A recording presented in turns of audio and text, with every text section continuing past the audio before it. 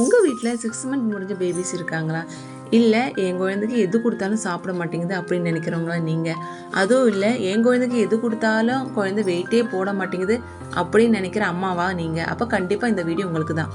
நேந்திர பழ கஞ்சி என்னோட பையனை 6 மாதம் முடிஞ்சதுக்கப்புறம் என் பையனுக்கு நான் ஸ்டார்ட் பண்ண ஃபுட்டு தாங்க இது.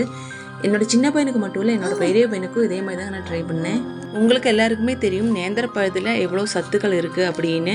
நான் நேந்திர பழத்தை வேக வச்சு உடச்சி கொடுத்து பார்த்தேங்க, அவன் சாப்பிடவே மாட்டேன்ட்டான்.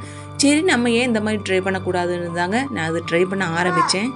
நிஜமாகவே நான் நினச்ச மாதிரி ரொம்ப சூப்பராகவே வந்துருச்சுங்க. ஃபஸ்ட் டைம் ட்ரை பண்ணாலே நான் கொஞ்சம் கம்மியாக தாங்க பண்ணேன். இது சூப்பராக வந்துச்சுன்னா நெக்ஸ்ட் டைம் கொஞ்சம் நிறையாவே பண்ணிடலான்னு பண்ண ஸ்டார்ட் பண்ணிட்டேங்க. ஃபஸ்ட்டு ரொம்ப பழுக்காத நேந்திரப்பழமாக வாங்கிட்டு வந்துட்டேங்க. அதை தோலை உரித்து நல்லா உப்பு தண்ணியில் போட்டு எடுத்துட்டேன். உப்பு தண்ணியில் போட்டு எடுத்தோன்னே அது நல்லா ஈரப்பதம் இல்லாமல் நல்ல ஒரு வெள்ளை துணி வச்சு நல்லா தொடச்சி எடுத்துட்டேங்க. அந்த ஈரப்பசை கொஞ்சம் கூட இருக்கக்கூடாதுங்க. அந்த மாதிரி நல்லா தொடச்சி எடுத்துட்டேன். தொடச்சி எடுத்ததுக்கு அப்புறமா குட்டியாக நல்லா நைஸாக பழத்தை கட் பண்ணி எடுத்துட்டேங்க. இதை விட இன்னும் கொஞ்சம் காயாக இருக்கணுங்க. நான் கொஞ்சம் பழுத்துடுச்சு பழம். சரி பரவாயில்லன்னு நான் அதை சின்னதாக கட் பண்ணி எடுத்துட்டேன். இதை நல்லா வெயிலில் நல்லா காய வச்சு எடுத்துனேங்க. இது ஒரே நாளில் காயுமான்னு கேட்டிங்கன்னா, நல்ல வெயில் அடிச்சிச்சின்னா ஒரே நாளில் காஞ்சிடுங்க.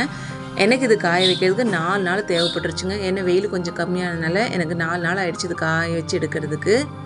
இது எந்த அளவுக்கு காயுதோ அந்த அளவுக்கு நமக்கு ரொம்ப நல்லதுங்க. ஏன்னா மிக்சியில் போட்டு அடிக்கும்போது நமக்கு டக்குன்னு அரைஞ்சிடும். இல்லைன்னா கொஞ்சம் சதன்னு இருக்கனால கொஞ்சம் கஷ்டங்க. நான் நல்லா 5 நாள் வரைக்கும் நல்லா காய வச்சு எடுத்து வச்சுட்டேங்க. 5ஆவது நாளுக்கு அப்புறம் தாங்க நான் இது பண்ணவே ஸ்டார்ட் பண்ணேன். உங்களுக்கே பார்க்கும்போது தெரியும் எந்த அளவுக்கு கிறிஸ்பியாக நல்லா காஞ்சி வந்திருக்குன்னு. இதில் பாதி காஞ்சிருந்தாலும் பாதி கொஞ்சம் காயாத மாதிரியே இருந்துச்சுங்க. அது சரி ஓகே பரவாயில்ல நல்லா காயட்டுன்னு 5 நாள் வரைக்கும் நல்லா காய விட்டுட்டேங்க. 5ஆவது நாள் தாங்க நான் இது பண்ணவே ஸ்டார்ட் பண்ணேன்.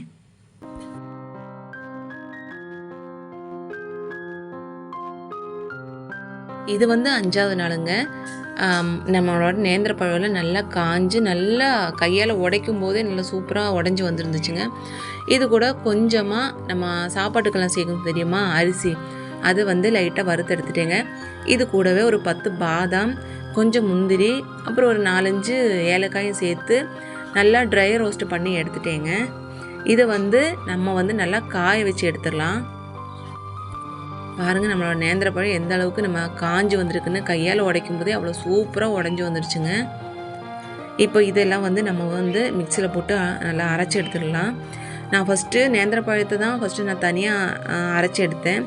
ஏன்னா எல்லாமே ஒன்றா போடும்போது கொஞ்சம் அரையாமல் போயிடுச்சுன்னு என்ன பண்ணுறதுன்ட்டு ரெண்டுமே தனித்தனியாக அரைச்சி எடுத்துட்டேங்க. அதுக்கப்புறம் அரிசியும் பாதாம், முந்திரி, ஏலக்காய் அதெல்லாம் ஒன்றா போட்டு நல்லா மிக்சியில் போட்டு அரைச்சி எடுத்துட்டேன்.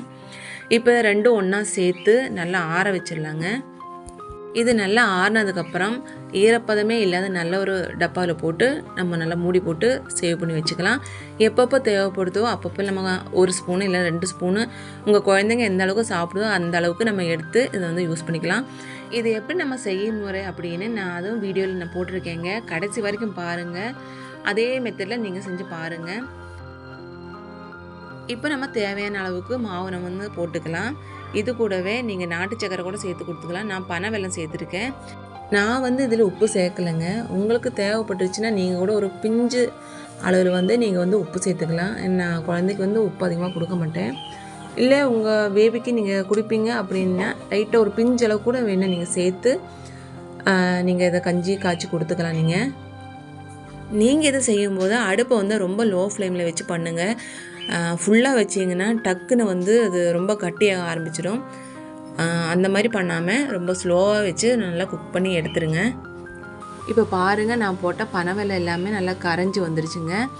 இதுதாங்க கரெக்டான பதம். இல்லை உங்கள் குழந்தைக்கு நீங்கள் கொஞ்சம் தண்ணியாக கொடுக்குற மாதிரி இருந்துச்சுன்னா அதுக்கு தகுந்த மாதிரி நீங்கள் செஞ்சு எடுத்துக்கோங்க. நான் கொஞ்சம் கட்டியாக தான் கொடுப்பேன் அவனுக்கு.